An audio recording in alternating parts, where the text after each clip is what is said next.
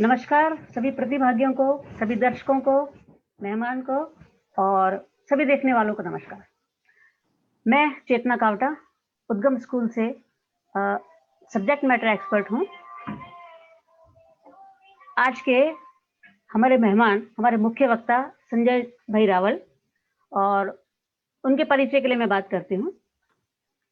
शिक्षक दिवस के दिन जन्म लिया, अपनी पहचान अपनी माँ के नाम से कहने वाले भाई श्री संजय मैनाबेन रावल। आपकी आइडियोलॉजी, आपकी विचारधारा यही है, निर्भय बनो, भयमुक्त जीवन जियो और अपने व्यक्तित्व की चरम सीमा तक पहुंचो। इनके जीवन का मूल मंत्र यही है, समाज का कल्याण। गुजराती भाषा के प्रखर वक्ता, प्रख्यात पुस्तकों के लेखक, फिल्म निर्माता और जाने क्या क्या।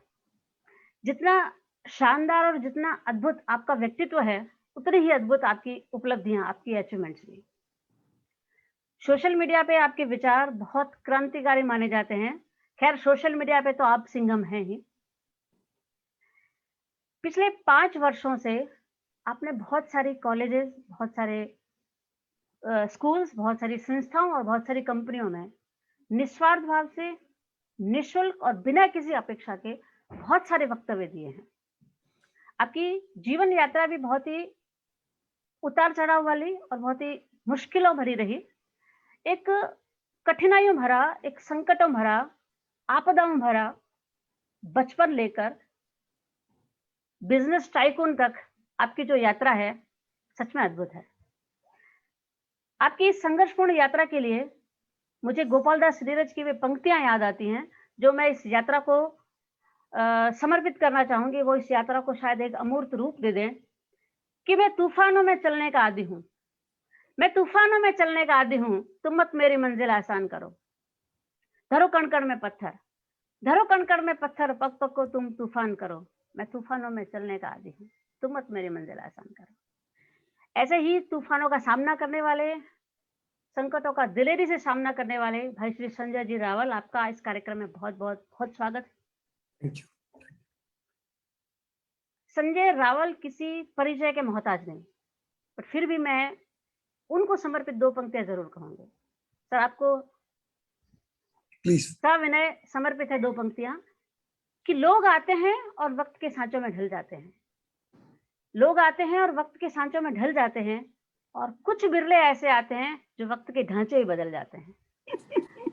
ऐसे ही वक्त के ढांचे बदलने वाले, कुदरत की बदनियति को चुनौती देने वाले भाई श्री संजय जी रावल, आपका बहुत बहुत स्वागत है इस कार्यक्रम में।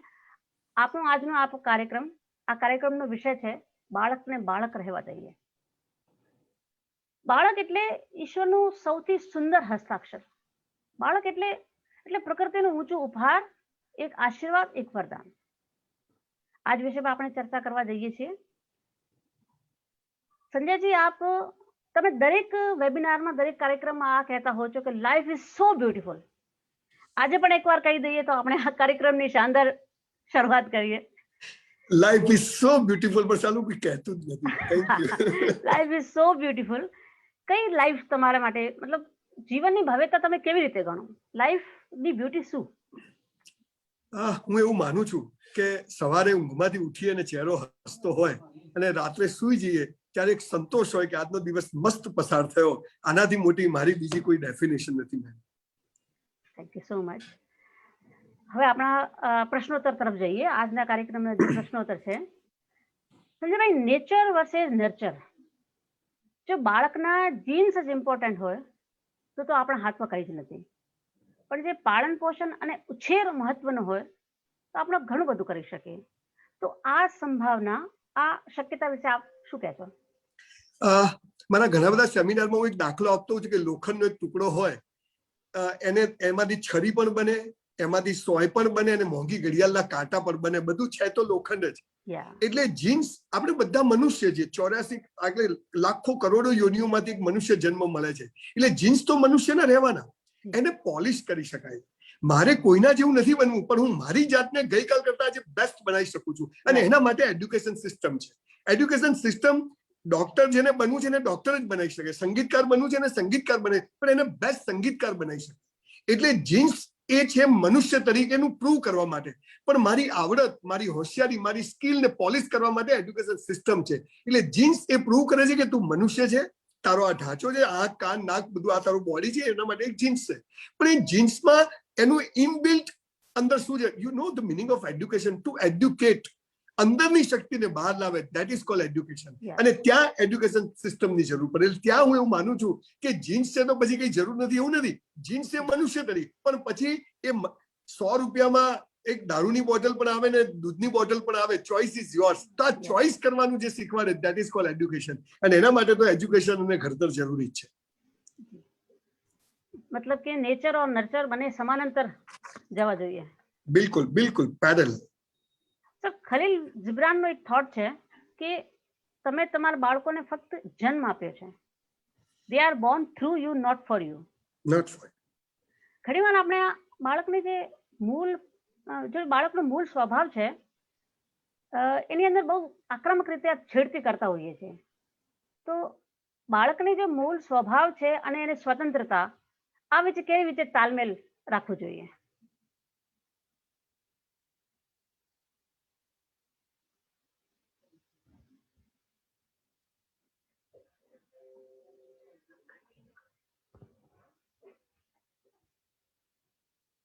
सर, खलील जिब्रान थॉट पर हमारी बात है.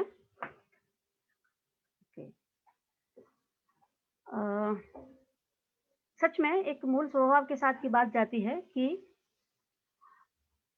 पेरेंट्स सोचते हैं कि उन्होंने बच्चे को जन्म दिया, तो वो शायद संजय रावल जी के शब्द हैं कि आप बच्चों के ट्रस्टी हैं, आप उनके ऑनर नहीं.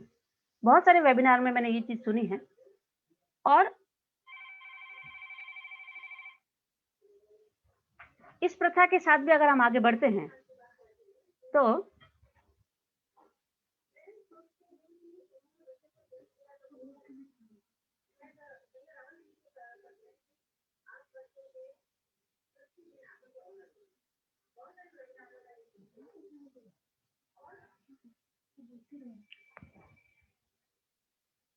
ये भी एक बहुत महत्व का प्रश्न है.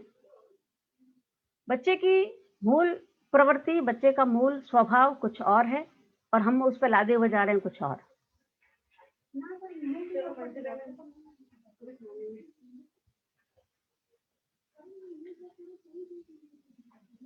और कई बार उस जिद को, बच्चे के उस बाल हट को भी हम नहीं समझ पाते हैं और हमें वो हट लगता है, जबकि असल में उस मूल स्वभाव के साथ कुछ और चल रहा होता है.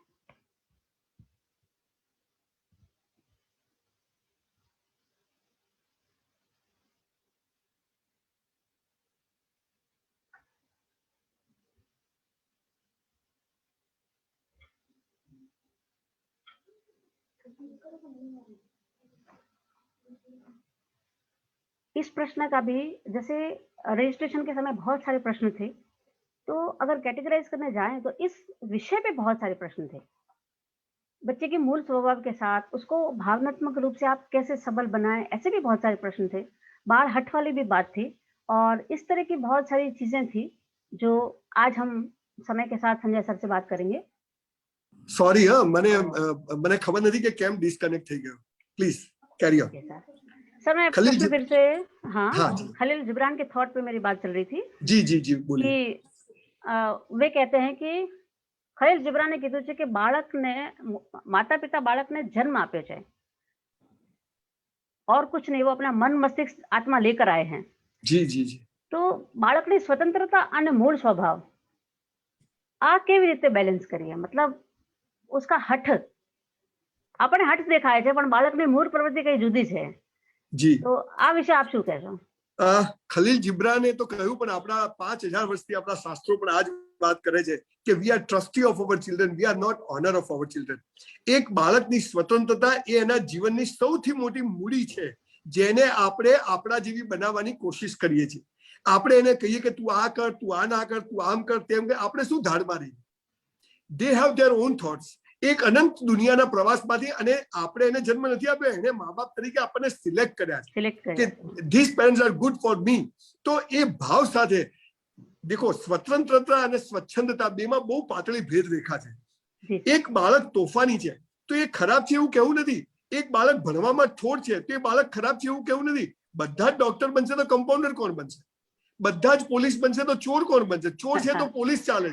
હું તો બહુ મજાની વાત કરું છું કે બધાની જરૂર છે, પણ આપણે એમ ચાહીએ કે બધા જ ડોક્ટર બને, 50 ના ક્લાસમાં 50 ટોપર થવાની કોશિશ કરે. આ સૌથી મોટી ઘાતક વાત છે. મારે કોઈ સાથે હરીફાઈ નથી. બાળકને ખાલી એટલું જ મા બાપે શીખવાડવાનું કે બેટા તે ગઈકાલ કરતા તું આજે બેસ્ટ જીવતા શીખ. That's all. હવે તમે એને બતાવો કે આ સારું છે ને આ ખરાબ છે. નાઉ લેટ હિમ ડિસાઇડ, લેટ હર ડિસાઇડ કે એના માટે શું તમને જે ખરાબ લાગે છે એના માટે સારું પણ હોય. મને મારા મા બાપે ડોક્ટર બનાવવા ઘણી કોશિશ કરી, પણ મારામાં એ તાકાત હતી જ નહીં. મેં કોશિશ કરી એમની લાગણીમાં. I got 54% in board exam when I was in 12th. Though I was a good orator, good actor, પણ મને એમાં જવા જ ના દીધો કે નહીં ડોક્ટર બનો, ડોક્ટર બનો. સવાલ એ છે કે દરેક બાળક પોતાના વિચારો લઈને આવ્યો છે. કોઈની ફિંગરપ્રિન્ટ એક જેવી નથી. એક ઝાડ ઉપર 2 પાંદડા એક જેવા ના હોય તો કોઈ કોઈના જેવું ના બની શકે. દરેક બાળક યુનિક છે. હા, એને ખાલી સારું કરતા શીખવાડો, બેસ્ટ કરતા શીખવાડો. એથી વિશેષ મા બાપનો બાળકના જીવનમાં કોઈ રોલ નથી. આપણે માત્ર એને એક સારો માણસ બનાવવાનો છે. અને નાના આ તો કપડા લેવા જાય ને તો કે કાળો શર્ટ લેવો કે નહીં ધોળો લઈ લે, કાળો ના લેવાય, ગુંડા પહેરે. અરે ભાઈ પણ એને ગમે છે. મેળામાં જાય, ફનફેરમાં જાય તો કે આઈ want two sit in the right. બોલે ના, રાઈટમાંથી પડી જવા ચક્કર આવે. અરે ભાઈ તમને ચક્કર આવે છે, એને નથી આવતા. સવાલ શું છે કે દરેક વાતમાં બાળકોને જે શિખામણો આ દુનિયામાં સૌથી વધુ શિખામણો અપાય છે અને સૌથી ઓછી લેવાય છે. એટલે હું એવું માનું છું, મારા 3 બાળકો છે, મારો ભાઈ ગુજરી ગયો, એના 3 બાળકો, 6 બાળકોનો બાપ છું. મેં મારા બાળકોને હંમેશા સારું ને ખરાબ એ બતાવ્યું છે અને પછી એમને ચોઈસ કરવા દીધું છે. અને આજે રિઝલ્ટ એ છે કે હું જોઉં છું કે મારા બધા જ બાળકો મારાથી પણ વધારે ખુશ થઈને જિંદગી जीवे. That's all. सर, ये जो बालक के मूल स्वभाव की बात है तो इससे एक किस्सा याद आता है कि एक बच्चा बहुत शरारती था जी. और उसे मतलब उसकी मम्मी को कहा गया कि इसे मनोचिकित्सक के पास ले जाना चाहिए. तो वो साइकेट्रिस्ट के पास जाते हैं और साइकेट्रिस्ट तो जिस अंदाज में बैठे होते हैं ऐसे चश्मा लेके, आपका बच्चा कहीं अपने आप को अंदर से असुरक्षित तो महसूस नहीं कर रहा. मम्मी कहती है बच्चे का तो पता नहीं, पूरा पड़ोस इसके कारण खुद को असुरक्षित महसूस करता है. ठीक है, मूल स्वभाव की एक बात है. ये भी एक बहुत समझ. आप डॉक्टर नहीं बने सर, पर आज आप अप्रत्यक्ष रूप से लोगों की मानसिकता का इलाज कर रहे हैं. जी जी जी. ये भी अपने आप में एक अनूठी बात है. Yes yes yes. सर, मैं एक बार डॉक्टर शरद ठाकर से मिली थी. वो भी गुजराती भाषा के प्रख्यात कहानीकार, प्रख्यात लेखक. उन्होंने एक बार कहा कि ईश्वर ने हर बच्चे के जन्म के साथ एक नई सोच को जन्म दिया है. આપે શું મત ધરાવો આ વિશે? હું એ જ વાત હમણાં જ આના આગળના ક્વેશ્ચનમાં એ જ વાત કરી કે બધાની ફિંગરપ્રિન્ટ અલગ છે. અમિતાભ બચ્ચનનો છોકરો સુપરસ્ટાર ના થઈ શકે, થઈ શકે ના થઈ શકે. અત્યારે વિરાટ કોહલી છે કે કપિલ દેવ છે કે એમના છોકરાઓ ક્રિકેટ ટીમના કેપ્ટન ના થઈ શકે કે સારું ક્રિકેટ ના રમી શકે. મારો દીકરો સારો ઓરેટર ના બની શકે. સવાલ એ છે કે દરેકની ફિંગરપ્રિન્ટ અલગ એટલે આપી છે કે દરેક યુનિક છે, દરેકમાં કોઈ વાત જુદી છે. પણ આપણે બધાને એક લાઈન પર લાવવા છે અને એ બાળકની ચોઈસ નથી, પાછી એ ચોઈસ આપણી છે. એટલે હું એવું માનું છું કે એવું હોવું જોઈએ કે બાળકને શું થવું છે એ એને ગમતી વસ્તુ જો એની પાસે કરાવવામાં આવે તો ખબર પડશે કે ઈશ્વરે દરેકને યુનિક બનાવ્યો છે. આ તો બધા મારા બાજુવાળો છોકરો ક્રિકેટ રમવા જાય તો મારો છોકરો પણ કે હું પણ જઉં છું. અરે ભાઈ, તારામાં તું દોડી નથી શકતો, તું 50 ડન નથી કરી શકતો, તું 1 કલાક ઉભો નથી રહી શકતો, તું ક્રિકેટ ક્યાંથી રમશે? એટલે હું એવું માનું છું કે એડ્યુકેશન સિસ્ટમ એવી હોવી છે કે દરેક બાળક યુનિક છે એ સ્કૂલને ખબર પડે અને એ રીતે એને ભણાવશે ત્યારે દુનિયાનો આખો તાસીર, ભારતની, ગુજરાતની આખી તાસીર જુદી હશે. હું ચોક્કસ માનું છું. એટલે આ વાત સાહેબે જે કહી એ તો વર્ષોથી કહે છે કે દરેક બાળક યુનિક છે, દરેક માણસ યુનિક છે. સોશિયલ મીડિયાથી બાળકોને, આ સોશિયલ મીડિયાનો બહુ જ ક્રેઝ છે અને એનો ઇમ્પેક્ટ, જે ભારે ઇમ્પેક્ટ આપણે બાળકોને બાળપણ પર પડે છે. તો આને કેવી રીતે સંતુલિત કરી શકાય? જુઓ, સોશિયલ મીડિયા ના હોત તો તમે હું અત્યારે બેઠા જ ના હોત. આ એડવાન્ટેજ છે. તમે પહેલા સ્કૂલમાં ના પાડી કે મોબાઈલ એલાઉડ નહીં, અત્યારે તમે કહો છો કે ભાઈ મોબાઈલ લાવો, અમે મોબાઈલ પર એડ્યુકેશન આપશું. આપણા ચાવવાના ને બતાવવાના જુદા છે. મા બાપ ઘરમાં ફોન લઈને આખો દિવસ બેસી રહે તો એ બાળક ફોન લઈને જ બેસવાનું છે. સોશિયલ મીડિયા ના હોત તો સંજય રાવલને 1.25 કરોડ લોકોએ યુટ્યુબ પર જોયો ના હોત. સોશિયલ મીડિયા ના હોત તો મારા વિચારો આજે કરોડો લોકો સુધી પહોંચ્યા ના હોત. હંમેશા મારું જે ડ્રીમ છે એમાં એક એવી વાત છે કે એક શબ્દ છે કેરેક્ટર. કેરેક્ટર મીન્સ ચારિત્ર is character is not related with sex. Character means તમને બધું કરવાની છૂટ હોય પણ તમે સમજીને ના કરો, ધેટ ઇઝ કોલ્ડ કેરેક્ટર. હું હોટલના રૂમમાંથી નીકળું તો હું પંખો બંધ કરીને જ નીકળું, ભલે કોઈ જોવે છે કે નથી જોતું. હું કોઈ જગ્યાએ જઉં તો હું જરા પણ જમવાનું એઠું નહીં મૂકું, ભલે 5000 લોકો જમવા ઉભા હોય. That is called character. તો એક બાળકને મોબાઈલ આપતા પહેલા એના ચારિત્રનું નિર્માણ જ થયું નથી. એટલે એને એમ છે કે હવે એ કેમ આખો દિવસ મોબાઈલમાં રહે છે કે એને મજા આવે. એને મજા કેમ આવે છે કે એને સાચી મજા કોઈએ બતાવી જ નથી. જિંદગીનો અસલી નશો નથી ચડતો એટલે લોકો ડુપ્લિકેટ નશા કરે છે. સોશિયલ મીડિયા એ નશો છે. મને મારા ઘરની મારી વાઈફ, મારા બાળકો, એની લાઈક તો મને મળતી નથી, પણ સોશિયલ મીડિયા પર જો મને 100 લાઈક મળે તો આઈ એમ હેપી. મારા પડોશી મને ઓળખે છે કે નહીં, પણ દુનિયાના લોકો મને ઓળખતા હોવા જોઈએ. પોતાનો પરિવાર, પોતાનું ઘર, આ જે આપણી જે સોશિયલ લાઈફ હતી એ મા બાપે જ ખતમ કરી નાખી. અને મા બાપ પોષે પણ એ પણ શું છે, પૈસાની દોડમાં સવારથી સાંજ સુધી પપ્પા સવારે વહેલા ફેક્ટરી નીકળી જાય, જોબ કરવા નીકળી જાય, મમ્મી પણ બધું કામ કરતી હોય, એનું બી ધ્યાન ના હોય, પૈસાનું પ્રેશર હોય, અને લોકોની જરૂરિયાત, ડિમાન્ડ એટલી બધી વધી ગઈ છે કે એમાંથી બાળકો પેદા તો થઈ ગયા પણ પછી એના ઘડતરમાં ધ્યાન રહેતું નથી. હું અહીંયા એક નાનકડી વાત મારા જીવનની કરું. એક મંદિરમાં મારી બા રોજ સાંજે બેસવા જાય છે. ત્યાં ઘણા બધા સ્ત્રીઓ આવીને બેસે છે. ત્યારે એક કલેક્ટરે ત્યાં આવીને પૂછ્યું કે બેન તમે શું કરો છો? એક બેન તો કે હું ઘરે ખાખરા મુગડી બનાવું છું. બીજા બેનને પૂછ્યું તમે શું કરો છો? કે હું જોબ કરું છું. ત્રીજા બેનને પૂછ્યું કે શું કરો છો? તો કે હું ઘરે ટ્યુશન કરું છું. બધા જાત જાતનો જવાબ આપ્યો. મારી બાને પૂછ્યું કે તમે શું કરો છો? મારી બા કે હું માં છું. આ માં તરીકેનું જે કામ કરવાનું છે ને, એ આજે આપણે આ બધું સોશિયલ મીડિયા તરફ બાળક કેમ વધ્યો છે? એને ફોન કોને લઈ આપ્યો? આપણે લઈ આપ્યો. મને એક ભાઈ કે મારી દીકરીને મેં ફોન લઈ આપ્યો. મેં તો કેમ? મને કે એનું ધ્યાન રહે ને. મેં તો હવે આખું ગામ એનું ધ્યાન રાખશે. દરેક વસ્તુના ફાયદા છે એટલા નુકસાન છે. મારા બાળકો ઘરમાં આવે ત્યારે ફોન મૂકી દે છે. મારા બાળકોની ફોનની રિંગ કદી નથી વાગતી, ક્યારે બેઠા બેઠા સ્ક્રોલ નથી કરતા. હું પણ ફોન રાખું છું, 20 વર્ષથી કદી રિંગ નથી વાગી, કદી વાઇબ્રેટર પર નથી રાખ્યો. આ ફોન મારા માટે છે, બીજા માટે નથી. જેને કામ કરવું આ સમજણ જ આપી નથી. એટલે બાકી સોશિયલ મીડિયા વિના જીવી નહીં શકાય. જાપાન, હું દુનિયાભરમાં ફર્યો છું, લોકો બાળકને સીધું આઈપેડ આપી દે, ત્યાં કોઈ નુકસાન નથી. પણ એ સમજણ છે કે આ ટેકનોલોજી છે એ મારા માટે છે, હું એના માટે નથી. એટલે બાળકો તમે જુઓ તો ફ્લાઇટમાં, એરપોર્ટ પર બધે જ વાપરતા હોય છે, પણ એમાં ચોપડી વાંચતા હોય છે, એ બુક વાંચતા હોય છે, કોઈ સારી ગેમ રમતા હોય. એટલે સોશિયલ મીડિયા જબરજસ્ત તાકાત લઈને આવ્યું છે. એક આખું રિવોલ્યુશન છે and you can't ignore it. એની સાથે જીવવાનું છે. પણ એની સમજણ જે હું તો માનું કે સ્કૂલ કોલેજમાં સોશિયલ મીડિયાનો એક સબ્જેક્ટ રાખવો જોઈએ, ફ્રોમ બાલ મંદિર, એટલે ફર્સ્ટ, સેકન્ડ, થર્ડ થી જ રાખવો જોઈએ. અને એને કેવી રીતે વાપરવું એની સમજણ આપવી જોઈએ, તો કદાચ આનો રસ્તો આવશે. બાકી તારે ફોનને નથી અડવાનું તે ડબલ અડશે, એ વાત નક્કી છે. ના ઈચ્છતા ઘણીવાર આપણે બાળકના બાળપણને કમ્પ્રેસ કરી રહ્યા છીએ. બિલકુલ. સોશિયલ મીડિયાની સાથે સાથે બીજું શું શિખામણ આપી શકાય? તમે કયા અર્થમાં एक्चुअली पूछिए, हजू समझो नहीं, थोड़ा विस्तार थी मैंने को। हमारे खुद के बहुत दुराग्रह होते हैं, लाइफ के प्रति हमारी अपनी तरह की असंतुष्टि है जो हम बच्चों में ढूंढने की कोशिश करते हैं. उसका जो बचपन है वो कंप्रेस होता जा रहा है. इससे कैसे बचा जा सकता है? હું એવું એક માનું છું કે આ બહુ જ મોટો વિશાળ સબ્જેક્ટ છે અને હું 5-10 મિનિટમાં નહીં કહી શકું. પણ મારી એક બેઝિક વાતો, moral of the story, I have done more than 1800 seminar across the world, અને અત્યારે મારી પાસે 1500 ફોર્મ પડ્યા છે બોલવા માટે. પણ મોરલ ઓફ ધ સ્ટોરી, આ બધા તમે જેટલા સવાલો પૂછ્યા, હવે કદાચ આગળ જે પૂછશો એનો જવાબ અત્યારે વચ્ચે આપી દઉં એટલે આગળ તમને લગભગ સવાલો નહીં થાય. હું એવું માનું છું કે 5000 વર્ષની સભ્યતા છે આ દેશની. બેબીલોન સિવિલાઇઝેશન, ગ્રીક સિવિલાઇઝેશન, કેટલાય સિવિલાઇઝેશન વર્લ્ડમાં ખતમ થઈ ગયા. સનાતન સિવિલાઇઝેશન આજે પણ જીવે છે. હું નાત, જાત, ધર્મ, સંપ્રદાયમાં માનતો નથી, હું માણસમાં માનું છું. બાળકની પાય આ દેશમાં કોઈ ગરીબ નહોતો, આ દેશમાં કોઈ દુઃખી નહોતો, ડિપ્રેશન જેવો શબ્દ નહોતો, તલાક જેવો શબ્દ નહોતો, ડિવોર્સ જેવો શબ્દ નહોતો. આ બધું બહારથી બધું આયાત થયું છે.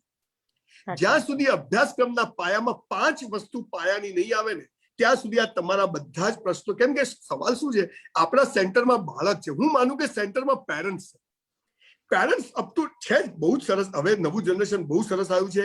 એને 4 બચ્ચા નથી જોઈતા, એને 2 બચ્ચા જોઈએ છે. એ 2 બચ્ચાઓને સરસ એડ્યુકેશન આપવા માંગે છે, સરસ સંસ્કાર આપવા માંગે છે.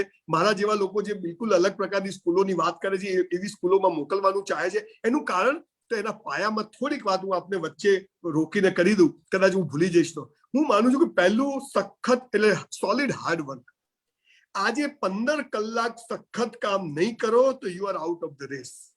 આ પહેલી વાત. સફળતા નિષ્ફળતા ઈશ્વરના હાથમાં છે, પણ 15 કલાક મજૂરીની મહેનત, અને જ્યાં છો ને ત્યાં રહેવા પણ મહેનત કરવી પડશે.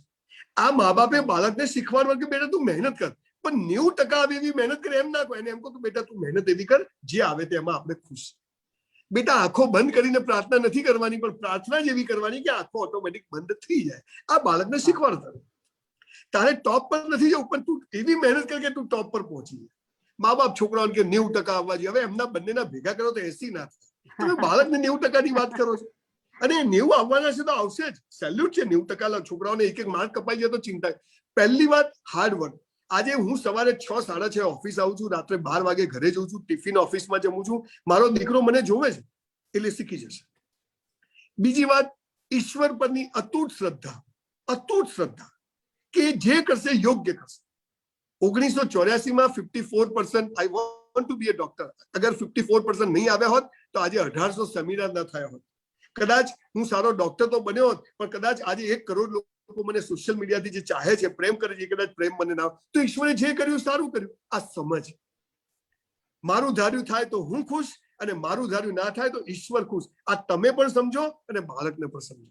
બધા પ્રશ્નો સોલ્વ થઈ જાય. ઈશ્વર પાસે માગવાનું નથી, સોરી ને થેન્ક યુ કહેવાનું. That's all. ભારતમાં જન્મ મળે, નાક, આંખ, કાન, સ્પેરપાર્ટ ઓકે હોય ને બેન, લોટરી છે. પણ બધા ભિખારીઓની જેમ કે ભિખારી બનવાની ટ્રેનિંગ આપી છે. ભિખારી મંદિરની બહાર ભીખ માગે, આપણે મંદિરની અંદર ભીખ. એટલે પહેલું સોલિડ હાર્ડવર્ક, બીજું ઈશ્વર પરની અતૂટ શ્રદ્ધા, ત્રીજી વાત છે મા બાપ અને પરિવાર. આજે પણ મારી મધર, મારા ભાભી, એમના 3 દીકરાઓ, મારો વાઈફ, મારા 3, અમે બધા જાતે એક ઘરમાં રહીએ છીએ. ઘરમાં કેરી પડી હોય તો કોણ ખાશે? કેરી બગડી જાય પણ કોઈ ખાય નહીં. પેલો કે પેલો ખાશે, પેલો કે પેલો. આ એક સાયલેન્ટ જે એડ્યુકેશન ઘરમાંથી મળે છે, એ આપણા ત્યાં લગભગ બધું. હું ને મારો લાલીઓ, બસ આપણે બેન, આપણે કોઈનું જોઈએ જ નહીં. આપણે આ lived in joint family. Try to, it is very difficult, પણ જો જીવશો તો યુ આર સક્સેસ. ચોથી વાત, પાયાની ભૂલ આપણે બસ એટલે આ બધા જે પ્રશ્નો છે ને, આ બધા પ્રશ્નો છે ને, જેમ કે મોબાઈલ વધારે વાપરે છે, બાળકને બાળક રહેવા દો, આ બધું કરતા નથી ને. એવા મોટિવેશનલ સ્પીકરો આવે સ્કૂલોમાં. આઈન્સ્ટાઈને એના મગજનો 5% જ ઉપયોગ કર્યો હતો. આપણને એમ થાય હું માઇનસમાં છું કે શું? આપણને એવું ઉપરથી ડિપ્રેસ કરે. અરે તું પિસ્તોલ છે, તું તોપ છે. દરેક બાળક તોપ છે, દરેક બાળક યુનિક આઈડેન્ટિટી છે. આ સમજવા માટે આ પાયાની વાતો. જોઈન્ટ ફેમિલીમાં રહેવું, મા બાપ નક્કી, ભાઈ બહેન નક્કી, જીવન સાથી નક્કી. માટે સ્કૂલમાં કે કોલેજમાં બેટા ફાફા મારવાની એ નક્કી છે ઈશ્વરના ત્યાં. આ સમજણ પડી જાય અને એની સાથે બાળક જીવે એટલે સરસ ચારિત્રનું નિર્માણ થાય. અને છેલ્લે બાળકને એ શીખવાડી દો કે તું જે કરે તે બેસ્ટ કર. જે કરે, ચપ્પલ બૂટ પહેરે પોલિશ કરીને જ પહેરવાનું, શર્ટ પહેરે ઇસ્ત્રી કરીને જ પહેરે, જમવા બેસે મસ્ત જમવાનું, જરાય એઠું નહીં મૂકવાનું, ફિલ્મ જોવા જાય સિસોટી મારતા આવડે તો જ જવાનું, મારામારી કરવાની નહીં, પણ કરે તો સામેવાળાને છોડવાનું નહીં, બધું બેસ્ટ કરવા. આ 5 વસ્તુ શીખવાડી દો ને તો હું માનું કે તમારા બધા પ્રશ્નોના જવાબ આમાં આવી જાય. आपने ईश्वर के प्रति निष्ठा की एक बात की. एक छोटी सी कहानी मुझे याद आती है कि एक दादी सुबह सुबह उठी और उन्होंने देखा कि आंगन में मोर पंख पड़ा है. उन्होंने अपने पोते से कहा, बेटा शायद मोर आया होगा. पोते ने कहा, दादी क्या पता श्री कृष्ण आए हों. क्या बात है, क्या बात है. ये ईश्वर भक्ति, मतलब मेरा प्रश्न ये है कि बाળ મન અને ઈશ્વર ભક્તિ या ईश्वर पर विश्वास, ये કેવી રીતે આપણે मतलब इसको कैसे आगे बढ़ा सकते हैं? આખા ભારતનું જે સ્પિરિચ્યુઆલિટી છે ને, આધ્યાત્મવાદ, એના વિશે કોઈ વાર સ્પેશિયલ ચર્ચા કરીશું. મારા 2 વિડીયો પણ એની પર છે. પણ એક એવી અદ્રશ્ય શક્તિ છે. આજે તમે એક ઘઉંનો દાણો નાખો 100 દાણા થાય છે, કોણ કરે? એક કેરીની ગોટલી નાખો, દર વર્ષે 500 કેરી આવે છે, કોણ કરે? જો કોઈ ચીજ છે તો એનો બનાવનાર પણ કોઈ છે. આ મોબાઈલ છે તો એનો બનાવનાર કોઈ છે. હું છું તો મને બનાવનાર મારા મા બાપ છે. તો આ સમગ્ર વિશ્વ, તારા, મંડળો, આકાશ, આ બધું છે તો એને બનાવનાર કોઈ છે. અને એક એવી શક્તિ છે, ધેટ ઇઝ કોલ્ડ ડેસ્ટિની. તમે એને અલ્લાહ કહો, શંકર કહો, મહાદેવ કહો, સ્વામિનારાયણ કહો, જીસસ કહો, જે નામથી પુકારવું એ પુકાર, પણ ઈશ્વર એક છે. આ સમજણ બહુ નાનપણથી બાળકને આપવાને બદલે આપણે પેપર આપવા જાય તો કે પગે લાગીને જઈએ. અરે ભગવાન પેપર લખવા આવશે? કઈ વસ્તુ ખોવાઈ જાય તો ભગવાનની માનતા માનો તો મળી જશે. લોકો કહે છે હું ચપ્પલ નહીં પહેરું, લોકો કહે છે હું આ નહીં કરું. આ ભગવાન નથી. ભગવાન એની સિસ્ટમ છે. તમે બેંકમાં 100 રૂપિયા મૂકો, 100 રૂપિયા ઉપાડવા મળે. તમે કોઈનું સારું કરો, તમારું સારું થાય. તમે કોઈનું ખરાબ કરો, તમારું ખરાબ થાય. આજે નહીં તો કાલે. કદાચ તમે હોશિયાર સંતાઈ કાલે, પણ એક સ્વયં સ્વયં સંચાલિત પ્રણાલી છે સ્વયં અને એ સંચાલિત એનું કામ પ્રણાલી. કરે છે. પણ આપણે બધા એ પ્રણાલીના ભાગ બનવાને બદલે એ પ્રણાલીને કેમ તોડવી, એને કેમ ડિસ્ટ્રેક્ટ કરવી, એમાં લાગી ગયા. એટલે બાળકને નાનપણથી ઈશ્વર એટલે પગે પડવું, માગવું એ ઈશ્વર નથી, પણ એક એવી શક્તિ છે. એને પર્વતો બતાવો, એને જંગલો બતાવો, એને તારાઓ બતાવો, કહો કે જો બેટા આટલી વિશાળ વસ્તુને બનાવનાર એક શક્તિ છે જેને આપણને બનાવ્યા છે, અને એની આ સિસ્ટમ છે, અને એ સિસ્ટમ પ્રમાણે તું જીવશે તો તારું જીવન અદ્ભુત પસાર થશે. મુકેશ અંબાણી અને અનિલભાઈ અંબાણીને સરખા રૂપિયા આપ્યા હતા ધીરુભાઈએ. અનિલભાઈને તકલીફ થઈ ગઈ, મુકેશભાઈને જલસા છે. કેમ આવું થયું? હોશિયાર તો બંને હતા, પૈસા સરખા આપ્યા હતા. That is called destiny. આજે તમે હું આજે વેબિનાર કરીએ છીએ, આપણને મહિના પહેલા ક્યાં ખબર હતી કે આપણે આવી રીતે વેબિનાર કરશું? ધો we are here. Vote is this? This is called destiny. આપણે મંદિર જતા ને કૂતરું બટકું ભરી જાય, આપણે ક્યાં એને બટકું ભરવા ગયા? હાલું પ્રેમ આપણે કરીને લગ્ન બીજો કરીએ. What is this? This is called destiny. બસ આ ઈશ્વરની વાત નાનપણમાં સમજાઈ દેશો ને, એ બાળક ભય મુક્ત બની જશે. એ સમજે કે શાલા કોઈના બાપથી ડરવું. એ કોરોના આવશે ને તો કોરોનાથી હા સાવચેત રહેશે. ગાડી લઈને જતા હોય, સામેથી કોઈ આવે તો ખસી જવાનું. કોરોના આવ્યો છે, માસ્ક પહેરશું, સોશિયલ ડિસ્ટન્સ રાખશું, બધું કરીશું, પણ ડરવાની જરૂર નથી, વધારે મળશે. એટલે આ ઈશ્વર પરની શ્રદ્ધા જો આવી ગઈ ને તો કોઈને તાકાત નથી કે બાળકને દુઃખી કરી શકાય. અને એ પૃથ્વી પર જેના માટે આવ્યો છે ત્યાં પહોંચતા એને કોઈ રોકી શકે. જી સર, તમે ઘણા બધા પુસ્તકો લખ્યા છે, તમારા ઘણા બધા પુસ્તકો છપાઈ ગયા છે, અને વાંચનની વૃત્તિ આપ પક્ષધર છો. બાળકોમાં આ વાંચનની રુચિ કેવી રીતે વિકસાવી શકાય? હું એવું માનું છું કે જેટલું મહત્વ ગાડીમાં પેટ્રોલનું છે, જેટલું મહત્વ આપણા જીવનમાં ઓક્સિજનનું છે, એનાથી પણ વધારે માણસના જીવનમાં વાંચનનું છે. સંજય રાવલે 4-5 હજાર પુસ્તકો ના વાંચ્યા હોત તો આજે આપની સમક્ષ હું અહીંયા બેઠો ના હોત. પુસ્તકો અહીંયા પેદા થાય છે, હૃદયમાં ઉતરે છે, અને હાથ દ્વારા પેનથી કાગળ પર ઉતરે છે. આપ કહો છો લખ્યા છે, પણ મેં માત્ર 2 પુસ્તકો લખ્યા છે, અને બંનેની 1 લાખ કોપી વેચાઈ ગઈ છે. પહેલું બુક છે I feel better than before, અને બીજું I like it, you also like it. એની 1 લાખ કોપી વેચાઈ ગઈ છે. હું ત્રીજું પુસ્તક લખી રહ્યો છું, આઈ ફિયરલેસ લાઈફ, બહુ જલ્દી પ્રસારિત થશે. અને ચોથું પુસ્તક વાય પીપલ ડુ સુસાઇડ. છેલ્લા 2 વર્ષમાં મેં 2500 લોકોને આત્મહત્યા કરતા બચાયા છે, સુસાઇડ કરતા બચાયા છે. આ 2 પુસ્તકો મારા બહુ જલ્દી રિલીઝ થવાના છે. પણ પુસ્તક હું તો માનું છું કે જે ઘરમાં 10 સારો પુસ્તક ના હોય એ ઘરમાં દીકરી આપવી નહીં, એવા ઘરની દીકરી લેવી નહીં. તમારા ટોયલેટમાં પણ પુસ્તક રાખો, કિચનમાં ભલે વાંચો નહીં, તમારી બેગમાં એના એક વાઇબ્રેશન હોય, જેમ લોહી ચુંબકનું વાઇબ્રેશન હોય છે. તમને ખબર છે, તમે એક કુહાડી હોય ને, કુહાડી શાર્પન લઈને ઝાડ પાસે જાઓ ને તો એ ઝાડ પણ ધ્રુજે છે કુહાડીથી. આ સૂક્ષ્મ વાતો તમે જુઓ, બ્રહ્મા વિષ્ણુ મહેશ, લોકો મજાક કરે, ઇલેક્ટ્રોન, પ્રોટોન અને ન્યુટ્રોન, આ 3ને તોડ્યા, અને હિરોશીમા પર જયારે અણુબોમ્બ પડ્યો ત્યારે ખબર પડી કે સૂક્ષ્મના સૂક્ષ્મમાં પણ ઈશ્વર વસેલો છે, ને એની કેટલી શક્તિ છે. તો આ પુસ્તકોના જે હું એવું માનું છું, નમ્રતાથી, હું પહેલો એવો માણસ છું કે આ કદાચ લોકોને નહીં ગમે, કોઈ માણસ લેખક ના બની શકે. આપણે એમ લખવું જોઈએ કે શબ્દોના ગોઠવણીકાર. શબ્દો તો ઈશ્વરના છે. તમે એક શબ્દ પેદા ના કરી શકો, તમે ખાલી શબ્દોને ગોઠવી શકો. તમારી પાસે મોતી છે, તમે એને દોરામાં પૂરવી શકો, એટલે તમે મોતી બનાવનાર નથી. એટલે જે લોકો દાવો કરે છે કે હું લેખક છું, લેખક તો કોઈ છે નહીં, ઈશ્વરના શબ્દો છે. એમાંથી જે મને જે વાંચ્યું, ગમ્યું, વિજય બધું મેં નવી રીતે ગોઠવી દીધું. પણ આ શબ્દો, આ વિચારો, આ લેખકોની જે કોઈ લેખકો, આમની વાતો જીવનમાં સખત મહત્વ છે. હું એવું માનું છું કે જે દિવસે ફિલ્મો અને સ્ટેડિયમો તરફ જતી ભીડો લાઇબ્રેરીઓ તરફ જશે ને, એ દિવસે આ દેશ ફરીથી વિશ્વ ક્રાંતિ કરશે, એમાં મને જરાય શંકા નથી. અને એ દિશામાં હું જઈ રહ્યો છું. મહિને 2 થી 3 લાખ રૂપિયા લોસ કરી અને આજે પણ હું બુક સ્ટોર ચલાવું છું કે જેથી કરીને લોકો વાંચે. મને હિન્દી અંગ્રેજીથી કોઈ વિરોધ નથી, એ બધી ભાષાઓ છે, હોશિયારી નથી. પણ હું ગુજરાતમાં રહું છું અને મને મારી મા માટે ગુજરાતી માટે અઢળક પ્રેમ છે, એટલે હું ગુજરાતી પુસ્તકોની વધારે વાત કરું છું કે ઓછું ફાવે છે. બીજું કોઈ the hall world is the global village, એટલે ભાષાની વાત નથી, પણ પોતાની માતૃભાષામાં લખાયેલા પુસ્તકો માણસોએ વાંચવા જોઈએ. અને વાંચન વગરનો કોઈ માણસ સફળ થયેલો मैं જોયો નથી मैडम, इतना चौकस कहूं। बहुत ये नया थॉट था कि हम सिर्फ शब्दों के व्यवस्थाकार है, सृजनहार वो ऊपर वाला है, उसने शब्द दिए हैं, हमने बस माला में पिरोए हैं. बिल्कुल, बहुत बढ़िया थॉट है सर, इसे मैं याद रखूंगी जी. બાળકને બાળક જ રહેવા દઈએ તો એને જીવનના પડકાર માટે કેવી રીતે તૈયાર કરી શકાય, લાઈફના ચેલેન્જીસ માટે એમને કેવી રીતે તૈયાર કરી શકાય? આપણી શું ઓકાત છે આપણે કોઈને તૈયાર કરીએ? આપણે આપણી જાતને તૈયાર નથી કરતા, બાળકોને ક્યાંથી કરશું? પણ હા, હું ચોક્કસ માનું છું કે એક એવી એડ્યુકેશન હવે બહુ સરસ સ્કૂલોમાં બધું કામ ચાલી રહ્યું, પણ એક એવી એડ્યુકેશન, હું ફરીથી કહું છું, the beyond the grades and marks there is a life two educate. બાળકને પડકાર માટે તૈયાર કરવા, એનો પડકાર કયો છે એ કોણ નક્કી કરશે? એ પડકાર શું છે અને પડકાર શાના માટે એ કોણ નક્કી કરશે? બધા શિખામણો આપે. તમે બાળકને કોઈ દિવસ પૂછ્યું કે ખરેખર તારે સાયન્સ ભણવું છે? એને ખબર ના પડે તો તને પડે તો તું કેમ ના ભણ્યો ભાઈ? તમે બાળકને પૂછ્યું કે તારે ઘોડે સવારી કરવી છે, તમે શું કરો છો? બાળક સ્કૂલ આવે છે, તમારી પાસે 5-10 વિષયો છે, તમે એને ભણાવો છો. એ 10 વિષય સિવાય જીવન જ નથી. એટલે પડકારો ઉભા થાય. જે લોકો 10 વિષયના છે એના માટે તો મજા છે, પણ જે મારા જેવા લોકો જે વિષયના નથી એમના માટે આ પડકાર છે, અને એનું ડિપ્રેશન, હતાશા સિવાય કોઈ રસ્તો નથી, જ્યાં સુધી એને ગમતું કરવા નહીં મળે ત્યાં સુધી. એટલે પડકારો પૂરા કરવા માટે અત્યારે બધી સ્કૂલો બહુ સરસ કામ કરી રહી છે. જુદી જુદી હાર્મોનિયમ શીખવવાનું, ઘોડે સવારી શીખવવાનું, સ્વિમિંગ શીખવવાનું, ક્રિકેટ, બહુ બધું કામ શરૂ કર્યું છે.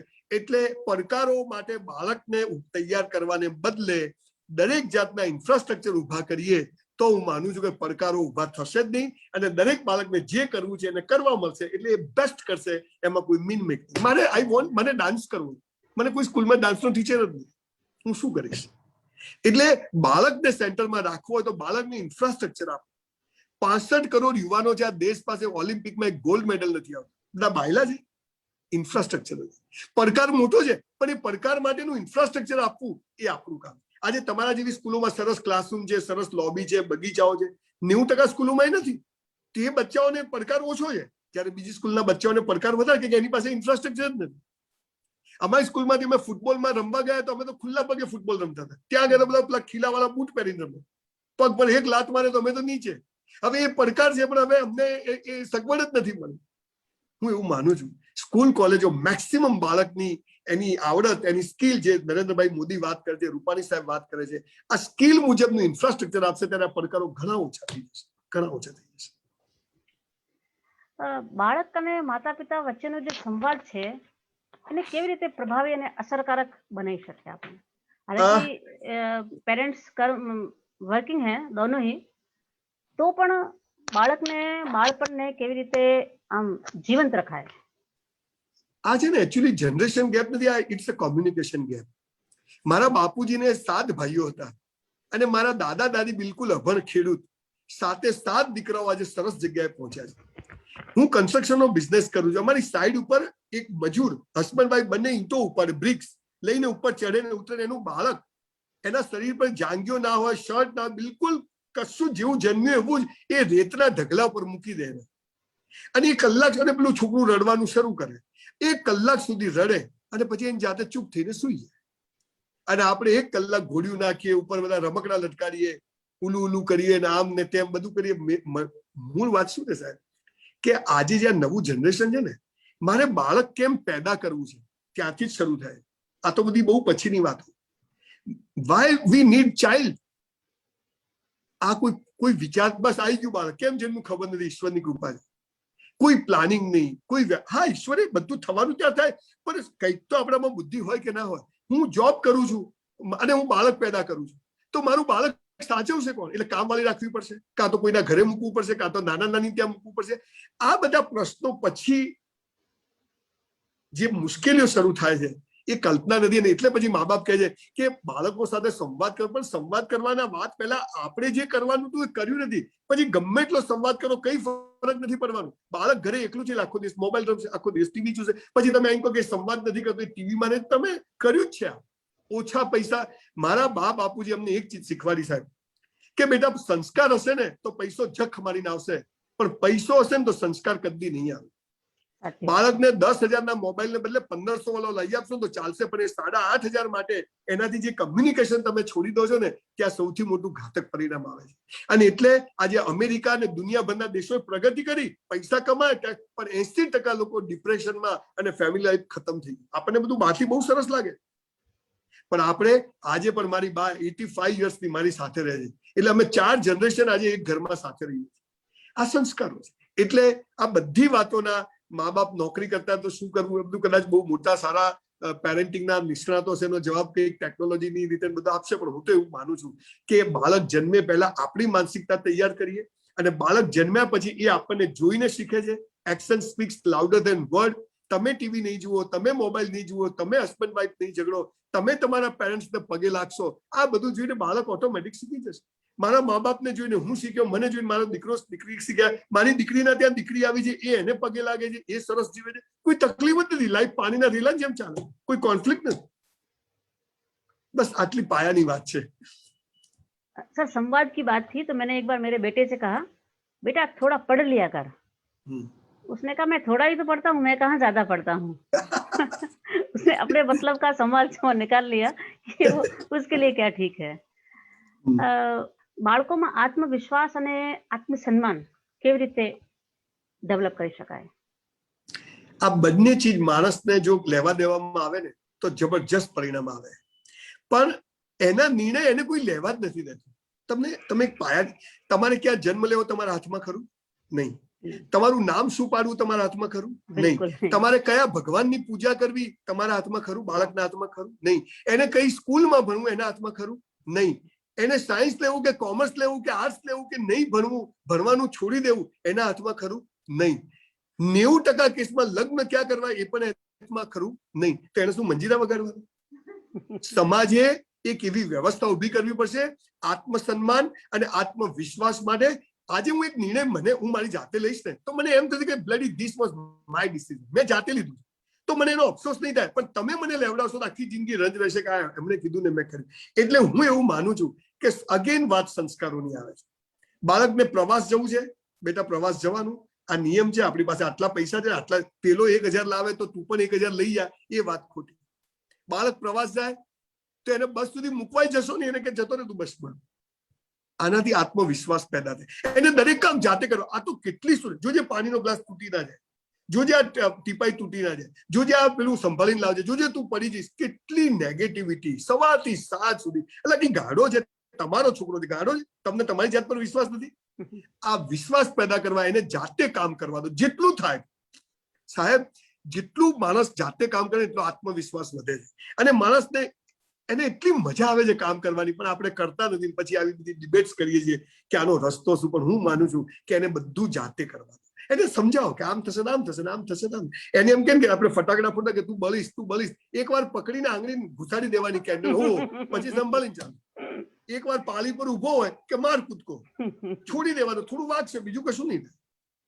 થોડા હાર્ડ નિર્ણયો પર લેવા પડશે. પણ બાળકને એના નિર્ણયો આ તો એક બાળક એક રૂમમાં કલાક બેઠું તો ખખડાવે, શું કરે છે અંદર? એટલે એને કલાક બેસવાનો અધિકાર નથી.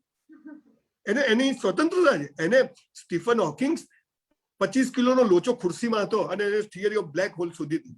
એક માણસનું મગજ ક્યારે નવરાશની, લોકો શું કહે છે નવરો નખો દ્વાલે, હું કઉ છું નવરો પડે ને એ જ માણસ કઈ સંશોધન કરે. જે માણસ ફ્રી રહે છે, એકલો હોય છે, ત્યારે આખી દુનિયા સાથે. અને જયારે મારા જેવા લોકો સ્ટેજ પર હોય ત્યારે એકલા હોય, અને જયારે એકલા હોય ત્યારે સાલી આખી દુનિયા હોય. આ બહુ નાની વાતો છે, લોકો સમજતા નથી. બાકી બાળકને એનું કામ જાતે કરવા દો, તે ટોપ પર પહોંચશે. ભલે થોડું નુકસાન થશે, થોડું તૂટી જશે, થોડું ફૂટી જશે. 10 રૂપિયાની વસ્તુ લેવા મોકલો તો એને બધું સમજાવો ને કે અહીં જજે ને આમ કરજે ને તેમ કરજે, કેટલા વધ્યા કેટલા શું કર્યા, જુઓ કે એ શું કરે. એમ કરતા કરતા પહોંચી જાય. પણ એને એની રીતે કામ કરવા દેવું ચોક્કસ માનું છું. સર, મેં સાંભળ્યું છે કે તમારા બહુ બધા જીમ પણ છે અને તમે શારીરિક કસરતના બહુ આમ આગ્રહી રહ્યા છો. અમારા બાળકોના ફિટનેસ માટે શું કહેશો? હું એવું માનું છું કે મારા મા બાપે મને કહ્યું કે તન અને મન સારા હશે તો ધન આવી જશે.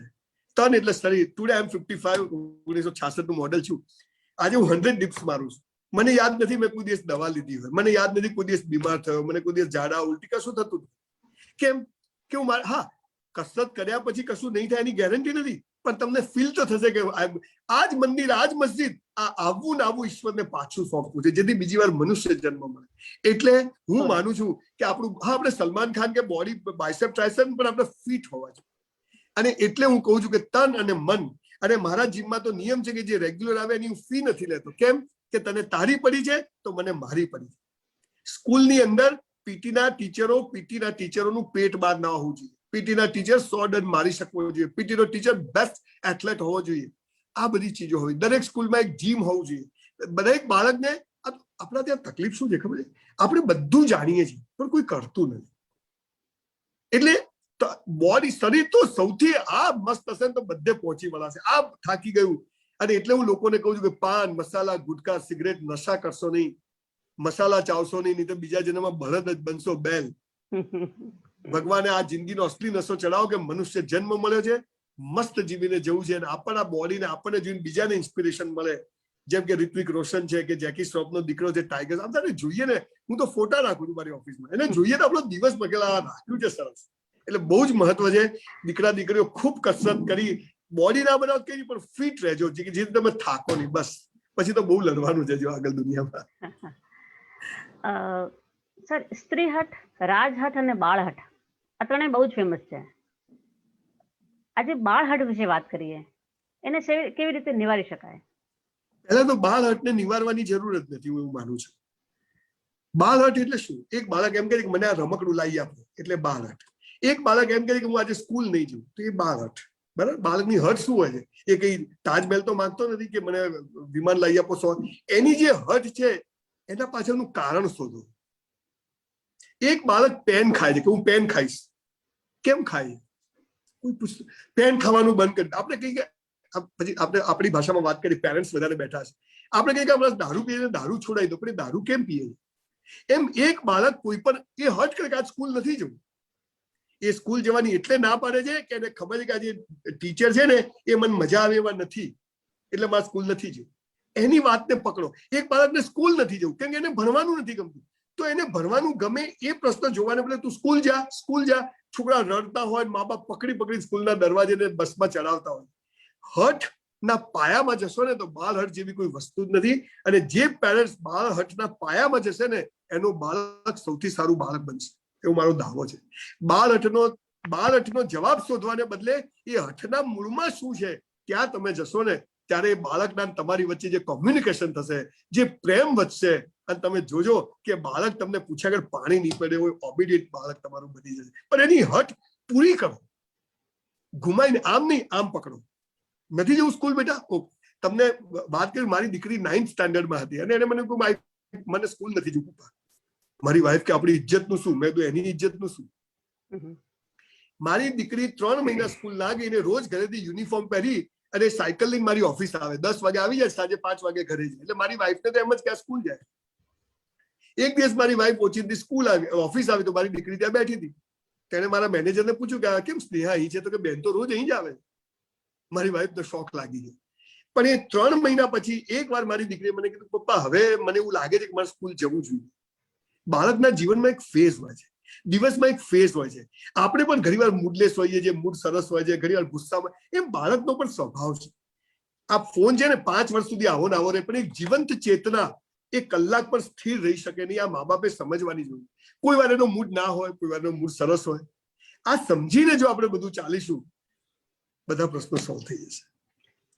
सर, रजिस्ट्रेशन के दौरान इन 250 प्रश्नों में से 70 से 80 प्रश्न इसी बारे में थे, बच्चे की जिद के लिए उसे. मैं ये कहूँ जो मैं पेरेंट्स को यही कहना चाहता हूँ कि आप इसको जिद मत समझिए. ये बच्चे का अधिकार है, ये बच्चे का हक है, ये बच्चे की अपनी समझ है. उसके तल तक जाइए कि ये क्यों मांग रहा है, ये क्यों मोबाइल मांग रहा है, ये क्यों बोलता है मुझे आइसक्रीम खानी, क्यों बोलता है मुझे टॉफी चाहिए, क्यों बोलता है मुझे स्कूल में नहीं जाना. वहां जाइए. और जब आप वहां जाओगे ना तो आपको शौक लगेगा कि हम इतनी बड़ी गलती कर रहे हैं. और फिर जो रिजल्ट आएंगे ना, ये संजय रावल आपके सामने बैठे. अगर मेरे पेरेंट्स ने, मैं जिद्दी था, मुझे ये चाहिए, मुझे प्रवास जाना है, मुझे school bus, my parents don't have money तो हमको बस में भेजे. मैं बोलता मुझे हमें स्कूल बस में जाना है. जीत करते थे. फिर पापा बैठते थे, समझाते थे कि बेटा हम लोग गरीब हैं, हम अफोर्ड नहीं कर सकते, हमारे पास पैसा नहीं. तो मैं बोलता हम गरीब क्यों हैं? फिर उसका जवाब देते. ये पेरेंट्स करते नहीं है. बचपन में बच्चों के हर सवाल, वो बहुत सवाल करेंगे, उसको बताइए और सही जवाब बताइए. पेपर कोटेड नहीं, सुगर कोटेड नहीं, सही बताइए. आपके पास पैसे नहीं है तो बच्चे को बताइए कि हम अफोर्ड नहीं कर सकते. बच्चे समझ जाएगा, वो आपका बच्चा है. पर आप बोलते नहीं अगले महीने लाएंगे, तू ऐसा करेगा तो हम तुमको ये करेंगे. करप्शन भी हम सिखाते. पहला नंबर लाएंगे तो गाड़ी लाके देंगे, मोबाइल एप्पल का लाके देंगे. ये करप्शन देते, हम घूस देते बच्चे को. गलत तरीका है. माँ बाप को बच्चे की जीत के पाए में जाना, मतलब बेस में जाना कि क्यों कर रहा है. और वहां जब आप जाओगे, हर एक के अलग अलग होते हैं, इसके कुछ क्वेश्चन आंसर पर अलग से बात करेंगे. पर वहां जाओगे तो बच्चे की जीत जैसी चीज कोई, जैसे आप बोलते स्त्री हट, कोई स्त्री की हट नहीं होती. जीत नहीं होती, उसकी अपेक्षा होती है, एक्सपेक्टेशंस होते हैं। तो एक्सपेक्टेशन तो होता है, जैसे एक बच्चा होता है तो पेरेंट्स से एक्सपेक्टेशन नहीं रखेगा तो किससे रखेगा, भाई बहन से नहीं रखेगा तो किससे, पड़ोस किससे रखेगा। ये सवाल ही गलत है कि ये जीत है, ये हक है, ये इसका हक है और उसे मिलना चाहिए। अगर नहीं मिलता है तो उसको समझाओ कि बेटा दीज आर द रीजंस, ये हम अफोर्ड नहीं कर सकते, हम कर नहीं सकते। पर दादागिरी नहीं नहीं હું જોઉં છું તું કેવી રીતે કરે છે તો પથારી ફરી જશે, મોટા થજો ઘરડા ઘરમાં જવું પડશે, યાદ રાખજો। That's all. सर मैं भी टीचर हूँ और पढ़ाते पढ़ाते कई बार देखती हूँ कि चाहे अनचाहे ये एक दो समानांतर जो सिरे हो जाते हैं, एक लालच का है और दूसरा एक डर का है। इतने नंबर आए तो ये मिलेगा, ये मिलेगा तो ये मिलेगा, ये मिलेगा तो ये मिलेगा। इस तरह से एक बड़ी सारी श्रृंखला चलने लगती है, लालच की, लोभ की श्रृंखला। दूसरी और डर की, ये नहीं हुआ तो ये होगा, ये नहीं हुआ तो ये होगा, ये नहीं हुआ तो ये होगा।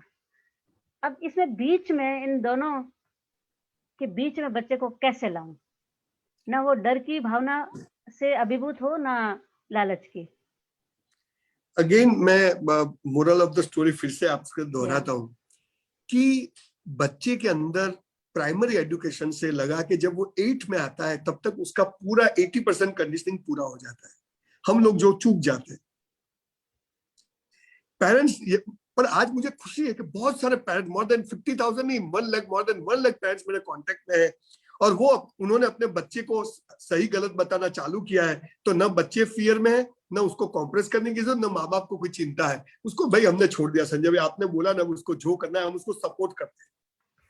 एक बच्चा पेंटिंग कर रहा है, पेंटिंग अच्छा नहीं बना, अब बोले आंसू बनाओ, आना वाले पैसा बगाड़ा गया काम से। तो एक्चुअल में मैं ये मानता हूँ कि आज पेरेंटिंग का प्रोग्राम बहुत करने की जरूरत है और पेरेंटिंग में गुड़ी गुड़ी बातें, अच्छी अच्छी बातें बताने के बजाय स्पिरिचुअलिटी के साथ बच्चे की फ्रीडम क्या है, ये फियर कहां से पैदा होता है। मुझे आज फियर है कि मेरे परसेंटेज नहीं आए तो I want to be a doctor, 99% आया, ऐसा मैं स्टूडेंट आई गॉट 54%। पर मैं जब घर गया रिजल्ट ले गए, मेरे माँ बाप ने बोला बेटा पास थी गयो, बोला बची गया। वो जो एक संतोष मुझे मिला कि yes my parents are with me, ये मोटिवेशन का काम पेरेंट्स का है साहब। और मैं अगेन कहता हूं, आज संजय रावल यहाँ बैठा है due to my mom, due to my father mother, मैं यहाँ बैठा हूँ। दुनिया की 90% शिक्षा एक बाजू, 10% शिक्षा मेरे, और 10% आप जैसे टीचर मेरी स्कूल के अंदर, मेरे जो टीचर्स थे, जैसे प्राइमरी पर्थी भाई बेहरा थे, फिर नरसिंह भाई पंचाल थे, फिर कांति भाई जोशी थे, जीवराम भट्ट जम्बा बेटा गुजराती જેને અમને શીખવાડ્યું, અમારા અરુણભાઈ ભાવસર હતા, અમારી કોલેજની અંદર પ્રોફેસર આરસી ભટ્ટ હતા। आई गो डाउन देयर।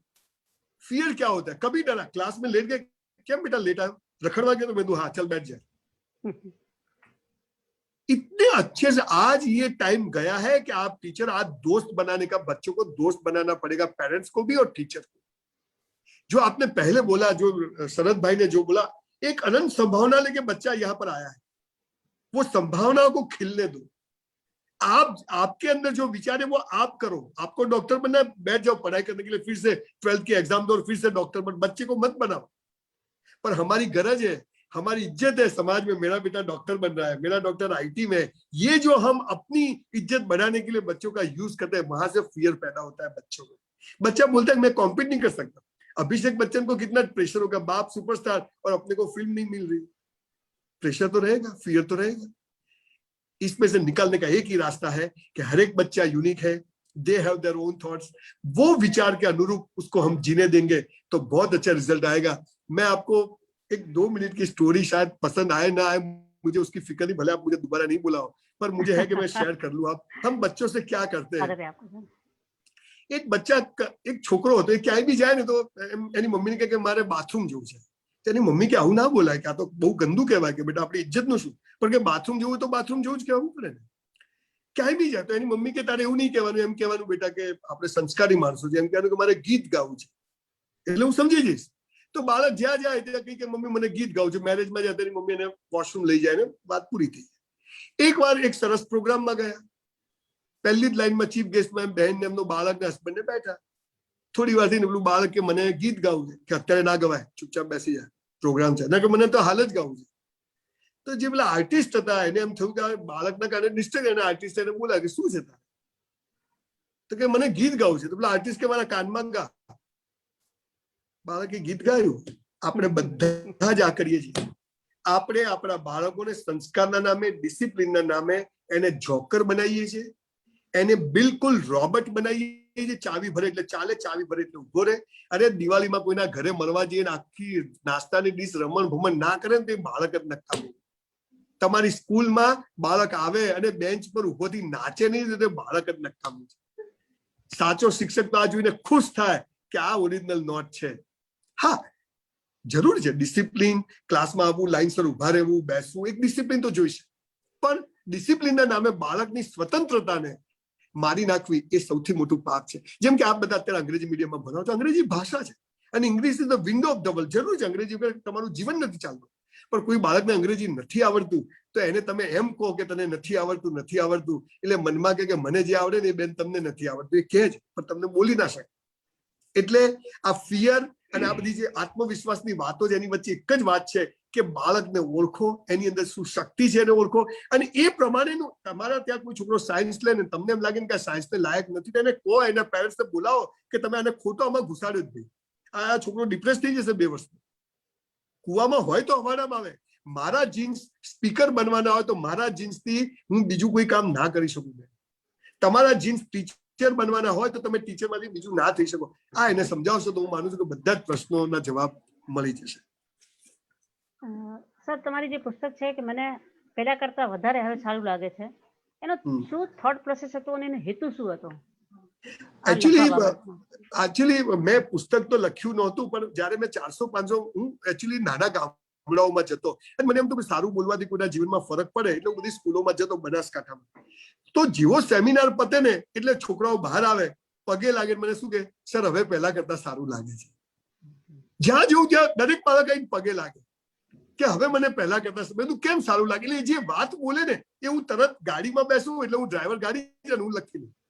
આ લખેલી વાતો ભેગી કરતા કરતા એવી કમ્પાઇલ થઈ અને એક દિવસ મને એક વિચાર કે લાવો ને આને લખી નાખું, અને મેં એ બધી વાતો લખી નાખી અને એમાંથી આ પુસ્તક પેદા થયું કે હવે મને પહેલા કરતા, અને જેમાં મેં ઈશ્વર વિશે, કસરત વિશે, પ્રેમ વિશે, સેક્સ વિશે, મોક્ષ વિશે નાની નાની વાતો જે હું બોલતો હતો એ બધી એમાં લખી છે. અને એના કારણે પુસ્તક આજે 1 લાખ કોપી વેચાઈ ગઈ. બાકી કોઈ અને એ પુસ્તક 4-5 વર્ષે લખાયું હતું, 600-150 પાનાનું. પણ બહુ મને કે હું તો BSc કેમેસ્ટ્રી છું એટલે લખવાનો મારો વિષય નથી, પણ લખાઈ ગયો ને લોકોને ગમ્યું. પણ લોકો એમ કહેતા કે તમને સાંભળીને હવે મને પહેલા કરતા સારું લાગે છે, એટલે મેં એનું નામ એવું રાખ્યું. આ પુસ્તક મૂળ તો બચ્ચાઓને, યુવાઓને બધાને यस यस. अरे सर, आपके बचपन का कोई ऐसा किस्सा जब आप संघर्ष के उस दौर में हो और आसपास वातावरण से आपको नहीं समझा गया हो, उस थॉट प्रोसेस में आपने क्या सोचा और कैसे ओवरकम किया? I am from very poor family. There was no toilet in my house, no fan in my house when I was in school. तो अमीर घर के बच्चों को ड्रामा में रखते थे स्कूल में. जब स्कूल का एनुअल फंक्शन होता था तो जो पैसे वाले लोग होते थे उनके बच्चों को रखा जाता था. तो मुझे हमेशा ये होता था कि मुझे क्यों नहीं रखते हैं, मैं टैलेंटेड हूं, मैं होशियार हूं. तो मैं रोता था घर आके. तो मेरे पिताजी ने कहा कि देखो बेटा तो स्कूल में तो બધું આવવું જોઈએ, પણ મેં તો બાપુજી મને બધું આવડે છે, હું આ આખું નાટક મોઢે બોલી જઉં છું, આમને તો ડાયલોગ નથી આવડતું. એને ઉભા રાખે મને કે જો બેટા તારી આવડત એ તારી માલિકી છે, તારી મૂડી છે, એને મરવા દેતો નહીં. આ લોકો તારી ઇજ્જત કરે કે ના કરે પણ એક દિવસ દુનિયા તને યાદ કરશે. ના टुडे मैं बहुत वो बात को याद करता हूँ जब मैं स्टेज पर होता हूँ कि भले वो स्कूल के उन टीचरों ने पैसे वाले बच्चों को, तो मैं बहुत वो फील करता था.